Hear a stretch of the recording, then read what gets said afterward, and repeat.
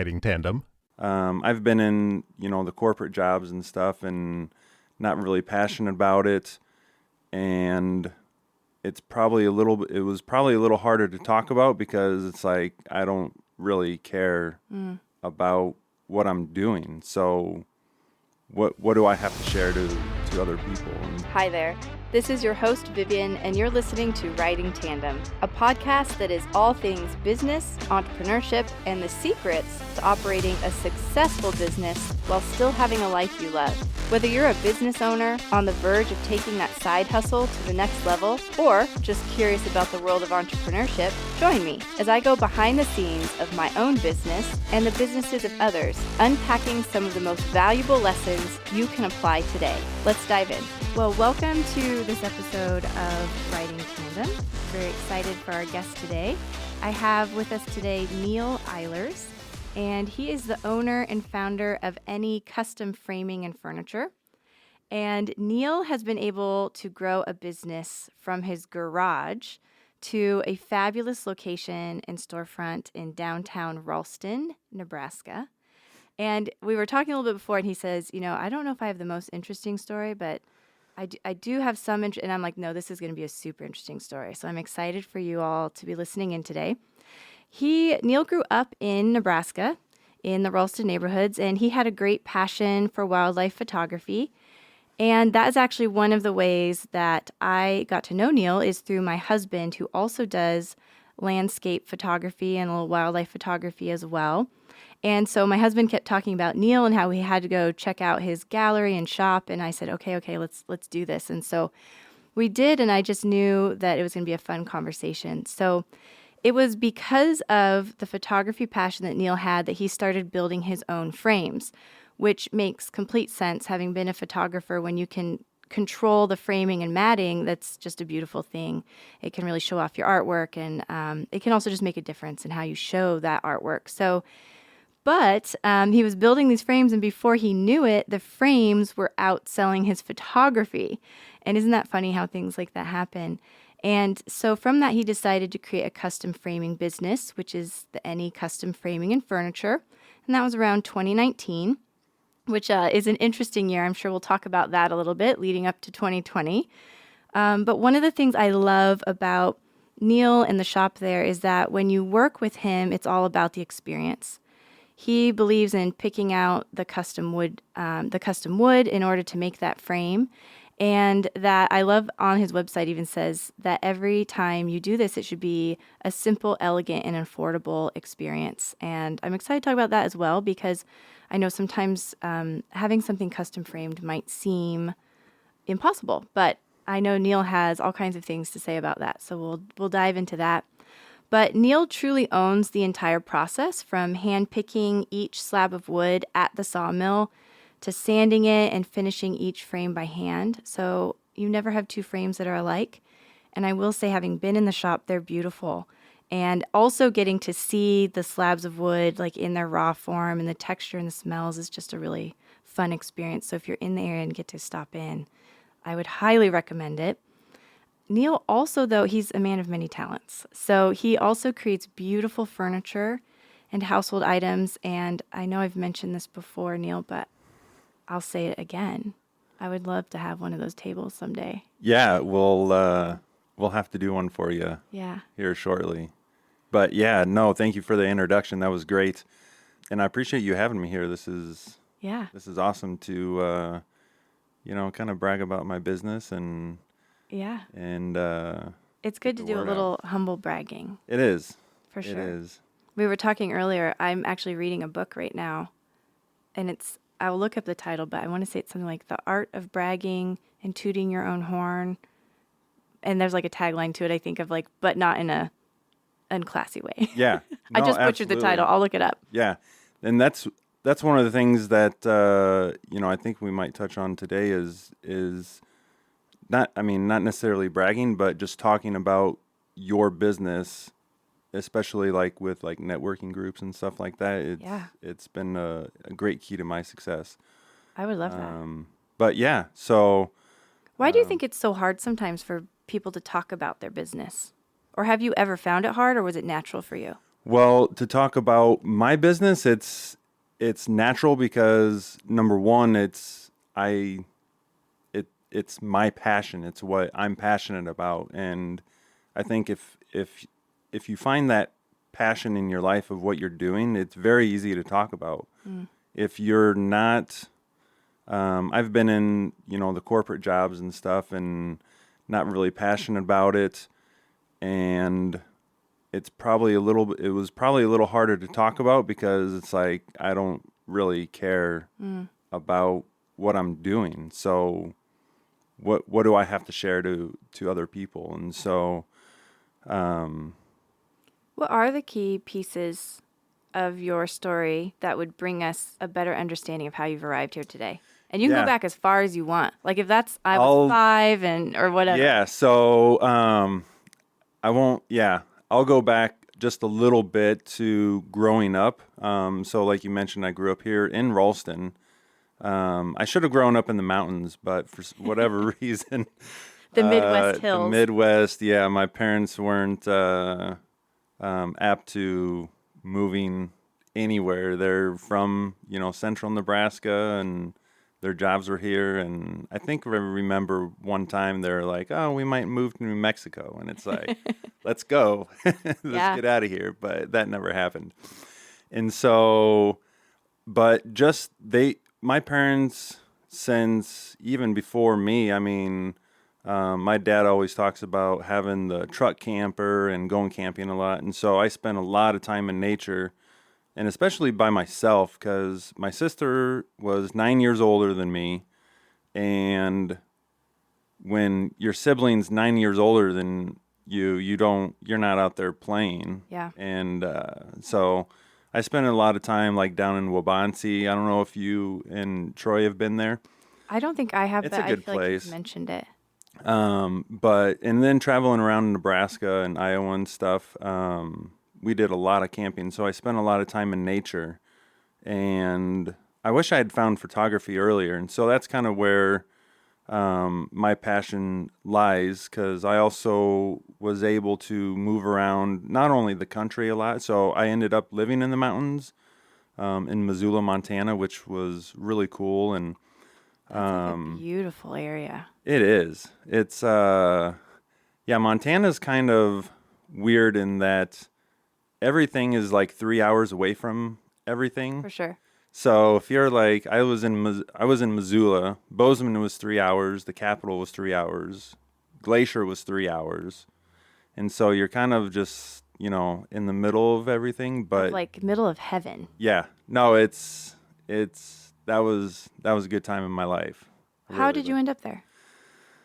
So after I graduated college, so I graduated with a bachelor's in hospital administration. Really? Yeah. So Well, this is going to get interesting. yeah. So when I was going to school, I went to Concordia College in Moorhead, Minnesota, and I played hockey up in Minnesota. And I was doing physical therapy. Well, I'm not such like science, math type person, and so that lasted like half a semester. That surprises me with doing frames and furniture. I think of that and I'm like, it's so much math. Yeah, but it's like the simple math. It's not like calculus. Gotcha. I don't know how I made it through that class, but Fair enough. it is a lot of math, but it's easily done on a calculator. Okay. So Fair enough. Fair enough. but so the job that I was with, and referencing being passionate about what you're doing, I was with a company called Ferguson. They're a wholesale plumbing supply company, and then I went through their sales training management program, and I did that out in Missoula, and then my cousin who ran kind of North Dakota, northern Minnesota, recruited me back to the Fargo-Moorhead area, and then at that time, this was 2008, 2009, and it was just, getting up every day and just doing something that I just wasn't passionate about. Like, I was in sales, and I didn't even care if like anybody bought anything from me. Oh, no. And that's like the whole point of sales is like you want to sell stuff, and it's like I mean, if you want to buy it from me, that's great, but if you don't, like, go somewhere else. But I wasn't like rude or anything to my customers because early on, you mentioned owning the whole experience and creating like an environment in my store, and that's where I'm thankful for that job because that's where I really learned the value of customer service, and the customer signs your paychecks, not like your boss. And so when I was in the corporate world, I always had that mentality like my boss doesn't sign my paychecks, like my customer signs my paychecks. And that's where we'll get into that a little bit in terms of, owning the whole experience and just having that customer service that is next to none. And so I moved back to Fargo, and at that time it was like, well, what do I do with my life now? And I made a plan in 2008. It was October 2008. I'm going to save up for 1 year, and then I'm just going to go travel. Nice. I didn't know where, but I finally, for some reason, I landed on South America. I don't know why. I don't know what the reasons were. I thought like Asia maybe, but maybe South America. I took Spanish in college, and that was cool, but I mean, I don't know, maybe I So just you were like fluent. no. Oh, no. I barely passed that class. Like I think the teacher felt bad for me. Uh-oh. Like I remember sitting because I didn't take it in high school. I took German because in high school I took German because I knew the instructor.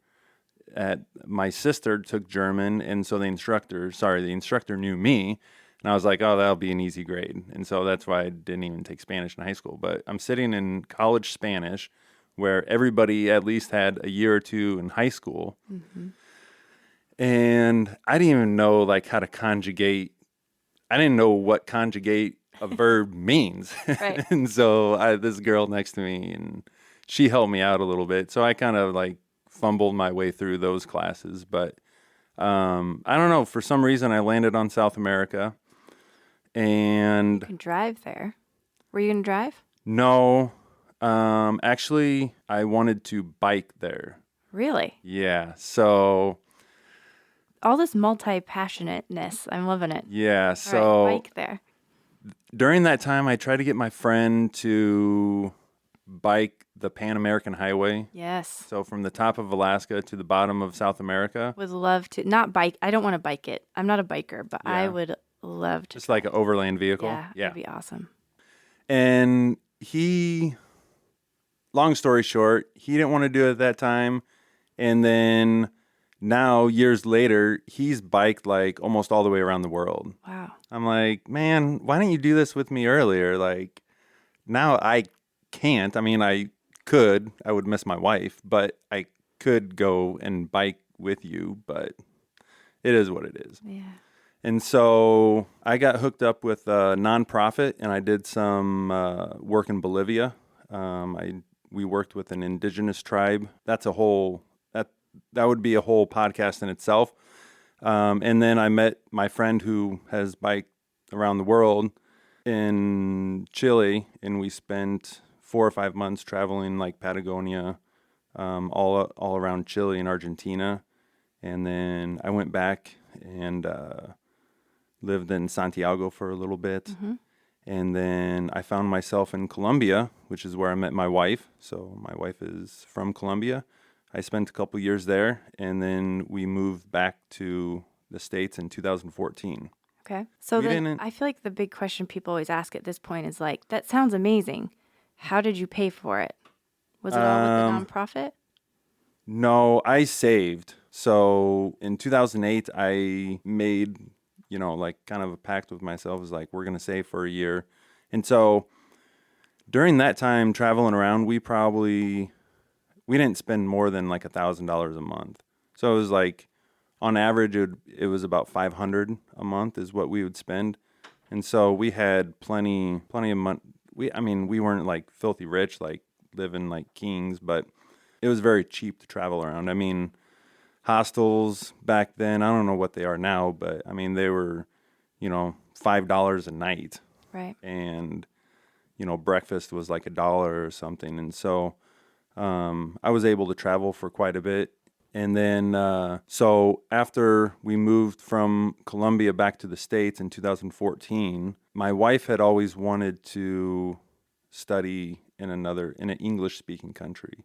When we met, she was trying to go to Australia, and I kind of put the kibosh on that and got her to move. Well, I didn't really get her to move. I love Colombia. The people are nice. The weather is like 75, 80 tops, 80 tops. And then at night it might get down. It's been getting down to like 55, which is cold for them. Perfect. So no humidity up in the mountains. And so that's like the perfect place that anybody would want to live. Sure. I'm not going to tell you the name because I don't want You don't want anybody to people move. going there. Nah, I don't want people going there. And I'm thinking Australia. Okay, you said English speaking. Yes, but I don't know if that would set you up quite. No, it ran across my mind, be like, yeah, I could follow her to Australia, but then it's like, no, the cost of living and finding a job there would be just nearly impossible. Mm-hmm. And so we moved up here. She works in public health, so she was a public health administrator in the city of Medellin, which is, 4 or 5 million people. It's not a small town. Mm-hmm. And our deal was, I'm going to find a job, and when we move up here, and I'm going to support you through school. And when you graduate and find a job, you're going to support me in whatever my passion is. And so I found a job with Warner. It was an amazing time. This was kind of like the corporate world. I ran our cross-border operations to and from Mexico. So everything to and from Mexico by train, called intermodal, went through my group. And so I traveled a lot through Mexico, spent a lot of time down there. And it was great, but it wasn't necessarily something that I'm passionate about. Mm-hmm. In comes the photography. So growing up in nature, I've always developed this just passion for nature and just being out in nature. It's something that everybody should experience. I think naturally we're not supposed to be like in big cities. We're supposed to be like in nature. Yeah. And so I just enjoy seeing wildlife. Just being in nature is just a different experience. It just takes you away from, everyday life and the daily grind and stuff. And so I was able to start buying equipment. I'm sure as you progressed through your photography equipment, it's like, yeah, I can buy this little Canon SL1 and start photography. And then it's like 2 weeks later, you're buying a $2,000 camera.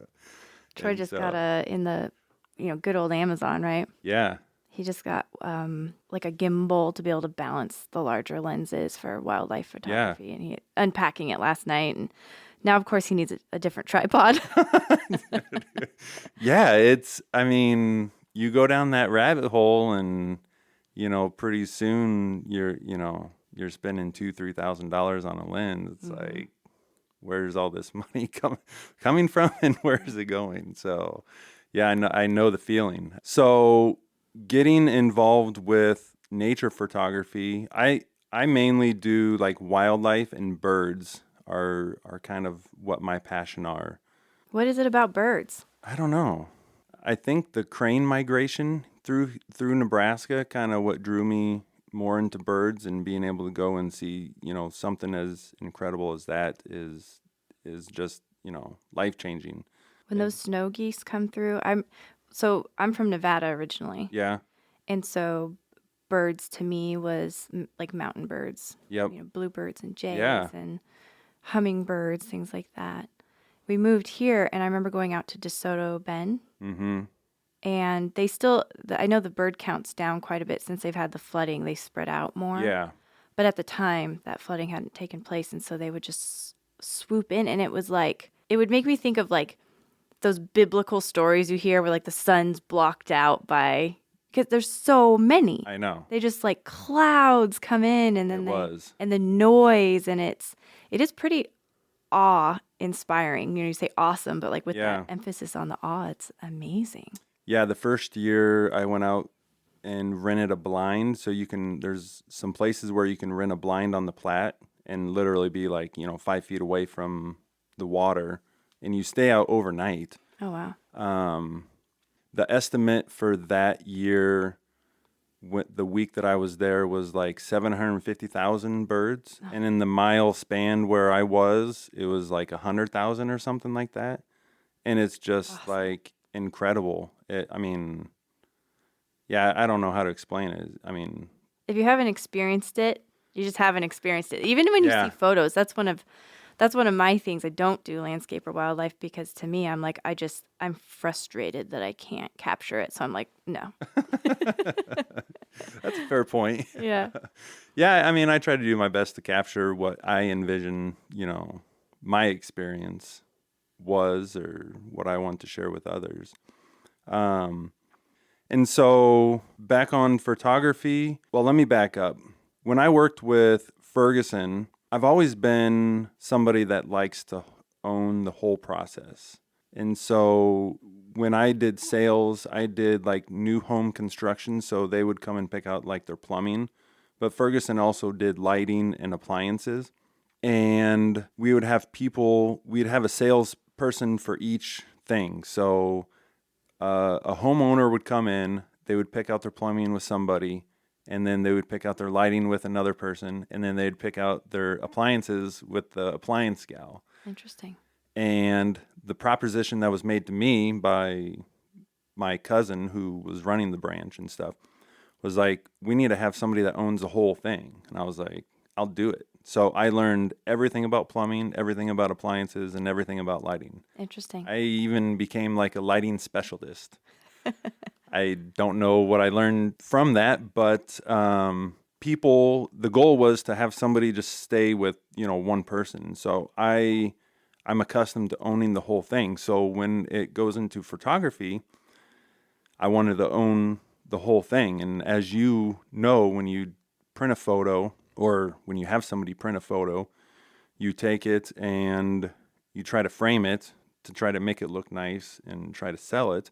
And you walk into a frame shop and it's like, 5,000 samples on the wall, and you're like, where the heck do I start? Mm-hmm. And so I just was like, I'm just going to own the whole process.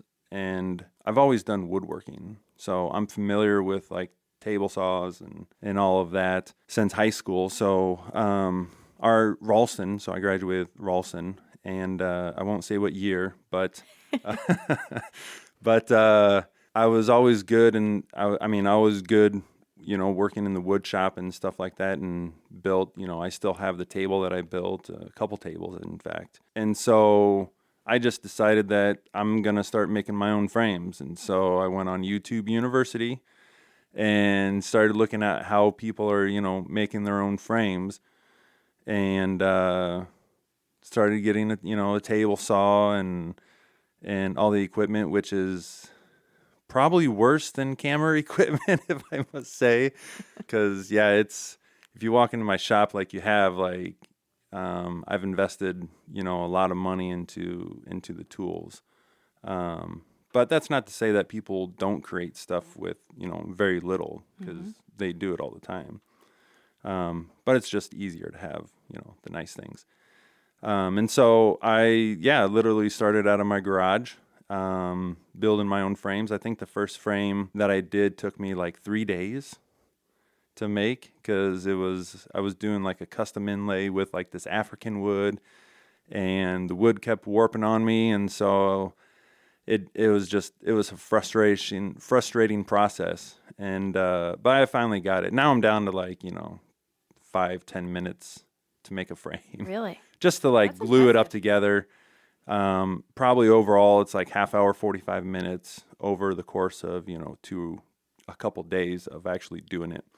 So I started making my own frames. I had, a printer in town printing my pictures, and that didn't work out as well as I thought it would. And so, of course, me being the type that I am, I just bought my own printer and then started learning how to print my own prints.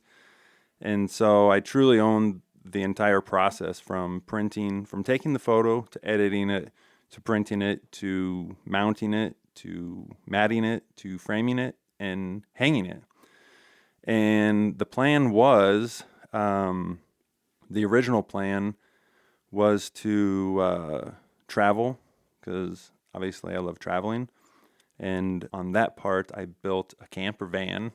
I think I've showed you pictures of I that. don't know if I've got No? Troy's talked about it a lot. I've recently sold it, but we had a camper van that we did some traveling in.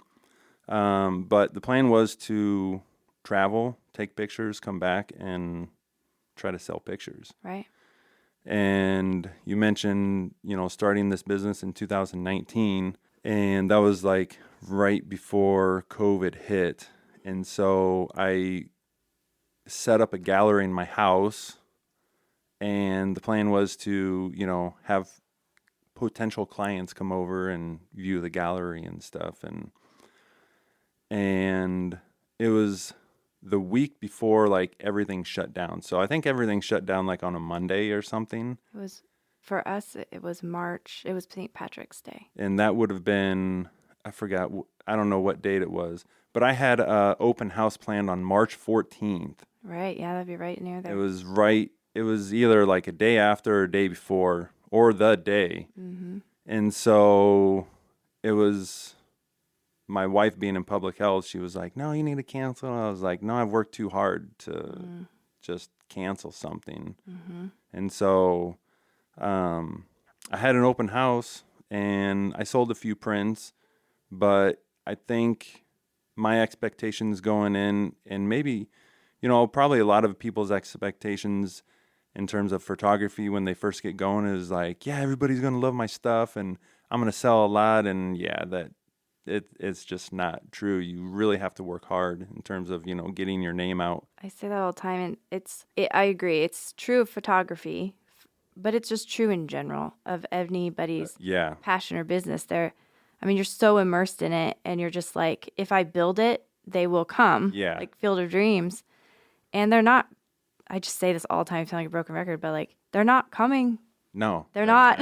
they don't care as much as you do until you make them. Yeah, that's a good point. You really have to, you can build something that you think is magnificent, but until other people think the same way, then they're not going to buy it. And you have to build it up, to where people want your product and stuff like that. And that was the toughest thing for me after that weekend. And then it kind of was like, sit down and where do we go from here? Mm-hmm. And so I started an Etsy shop with the frames, and it's like, well, maybe the frames are going to take off, because people need frames rather than my photography. And so I opened an Etsy shop, and before you know it, I started having sales. And it's like, all right, well, this is cool. That's the magical part, right? Yeah, it was. The best feeling in the world, like sitting, eating breakfast or whatever it is, and then you hear that, like, money, yeah, little cha-ching, cha-ching on your phone. Is like, heck yeah, I made another sale. Yeah, I remember it probably went off, like, I probably had like 2 sales in one day, and my wife was standing next to me, and she's like, what's that? I was like, that's money, baby. We're going out for dinner. I know. Yeah, so that's like the best sound in the world. And I still get like a little giddy, like when somebody even comes in and buys something for like $10 from me. It's like, what that little video of like the small business, like doing a dance after a purchase. It's like, I do that every time, because that's my customer buying something from me, and that just shows that, maybe I am doing something right. How did you end up in the building that you're in now? Because that's a big leap from like, we're going to go. It was. From a camper to all of a sudden you have a building, because now It you're was. attached. Like you're tied know. down, especially when you own it. It You was a own big, it, right? yeah, it was a big decision. So I never envisioned like opening a storefront, but I have a good friend of mine who, he actually gave me my first job. He owned some Dairy Queens, and in '97, my mom came to me and she's like, "Oh, there's a new owner at Dairy Queen," which was like across the street from us. And she was like, "You're gonna go up there and get a job." And I'm like, kicking and crying, like, I ain't getting no stinking job at Dairy Queen. Who would want to ever work at Dairy Queen? And she tells me at the time, like, I wanted to work at like Best Buy Oh, way better. to get like buy electronics because Sure. back then like the CDs or the Walkmans or whatever Mm-hmm. was the hot item, like that was like I want that. Not ice cream. Yeah. And so she was like, "I'll take you to Best Buy, but you have to go into Dairy Queen first." And so I was like, "Whatever." So I walked into Dairy Queen and I walked out 5 minutes later. And I was like, "Well, we don't need to go to Best Buy." And she's like, "Why not?" I was like, "Well, I have a job." And so I tell that story because that guy has really, I mean, he's changed my life and he has helped me build my business into what it is. And so he was going to a short story. When I built my camper van, I thought that could be a business as well. And so because a lot of people are buying camper vans and stuff like that still to this day with like, remote work and stuff like that. And so I kind of forgot about this, but I would be able to spend a couple months building a van, selling it, and then go and travel and then sell my photography in between. And so him and I made a trip down to, he was going to help me invest in doing this business. And so we went and looked at some camper vans down in Lincoln. And then on the way down and back, I was kind of mentioning to him because I drove by in downtown Ralston. So Ralston is, we'll get into this later, but Ralston is a nice town. It's a small community, but it's in the bigger community. But it feels like you're truly in a small town where everybody knows everybody. Mm-hmm. Everybody knows what businesses are opening up or who owns what and stuff like that. And there's a building that had been for sale for like a year and a half, and I kept driving by it, and the guy just wanted way too much money. And so fast forward to driving to Lincoln with my friend, we were kind of talking about this building, and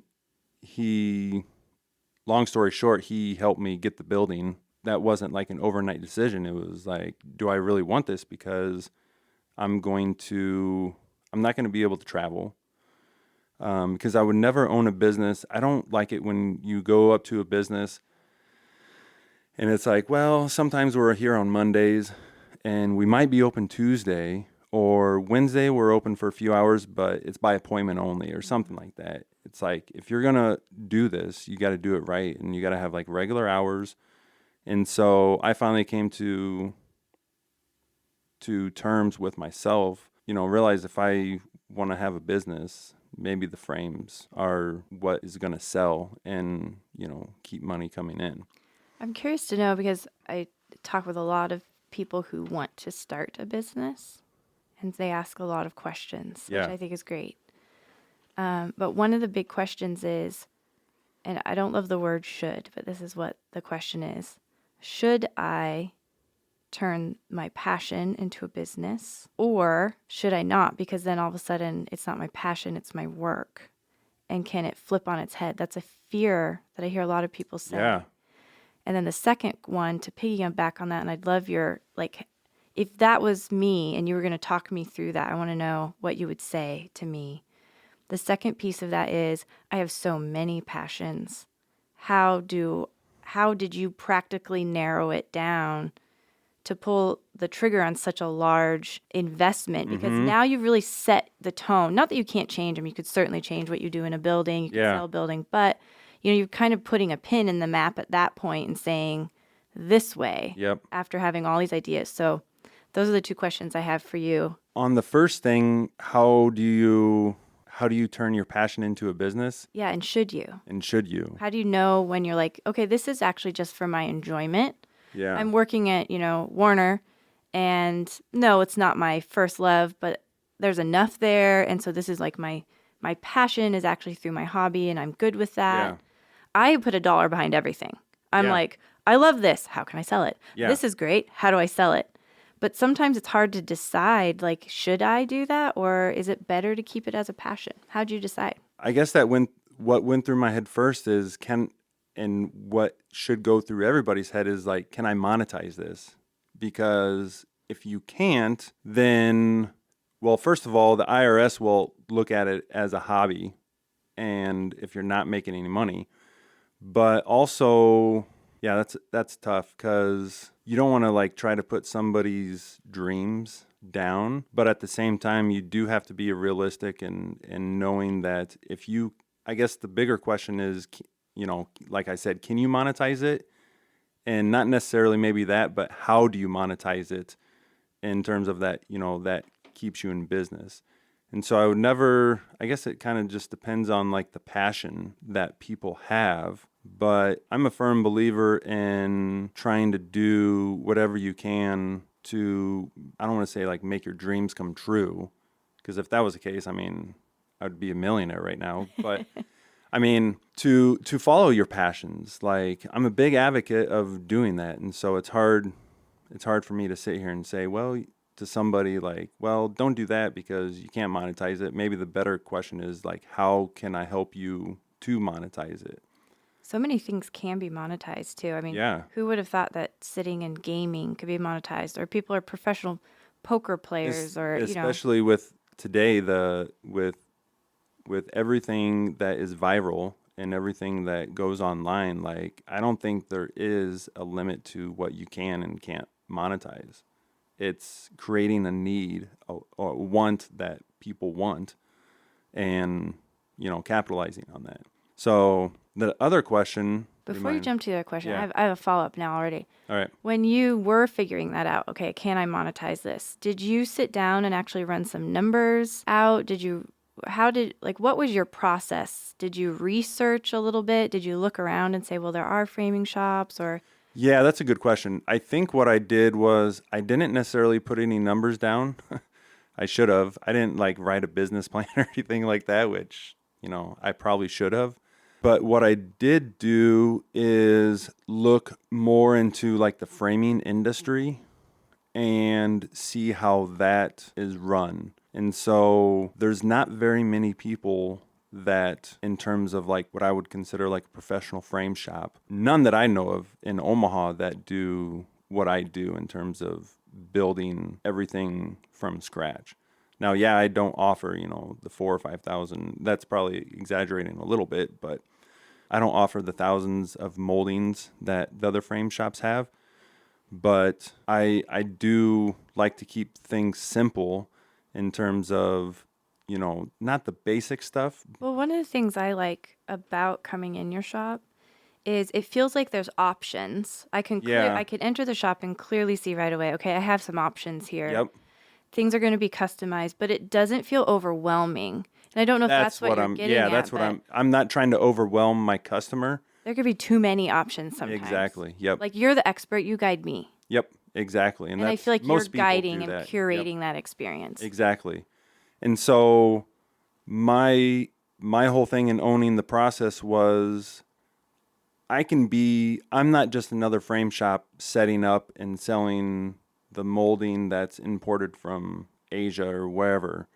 I'm creating a value for my customers that is, number one, made here in the States, number two, made locally, and it's something that's unique and also, not more affordable, but like within reason.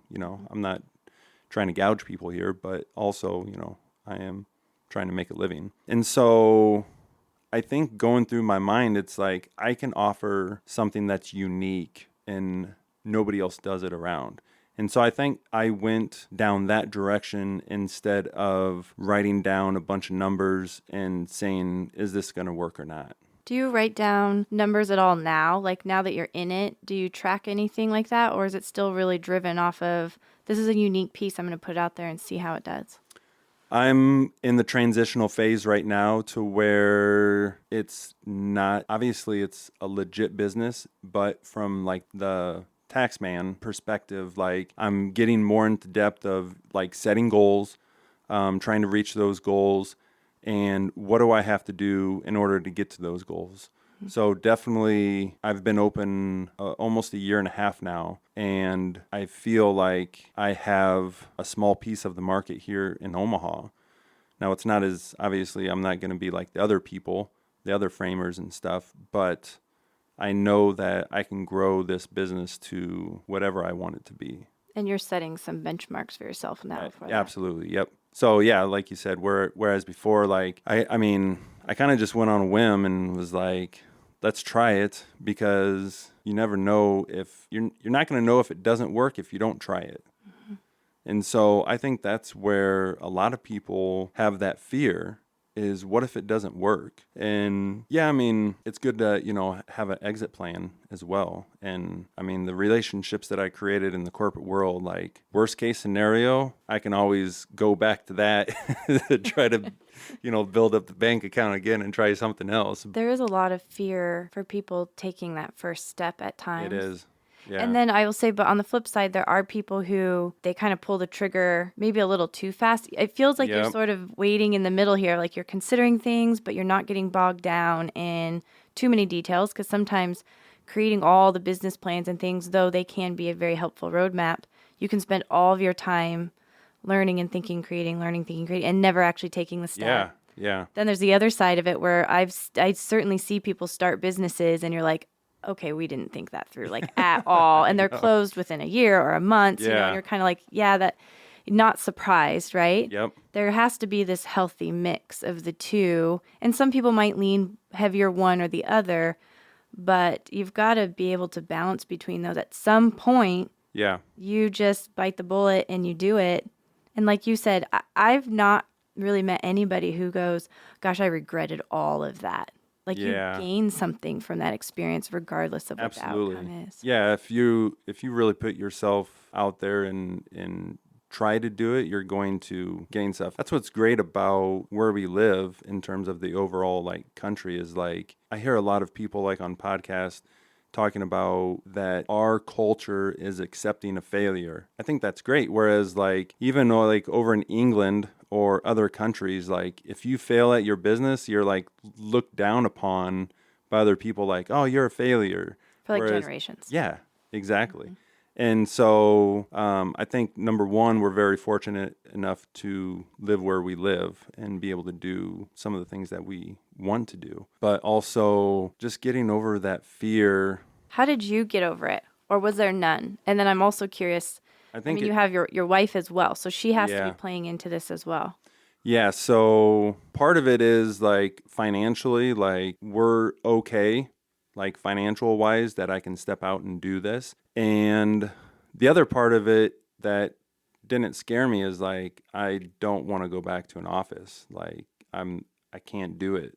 So you either make this work or you're going to have to go back to an office. And so that probably, scared me the most in terms of wanting to make this succeed and figuring out what my path is in terms of the business world. Because I have a lot of passions, and I could have done the van business. I could have kept trying to sell photos and stuff like that. But I think you just take what's in front of you at the time and run with it. It is true.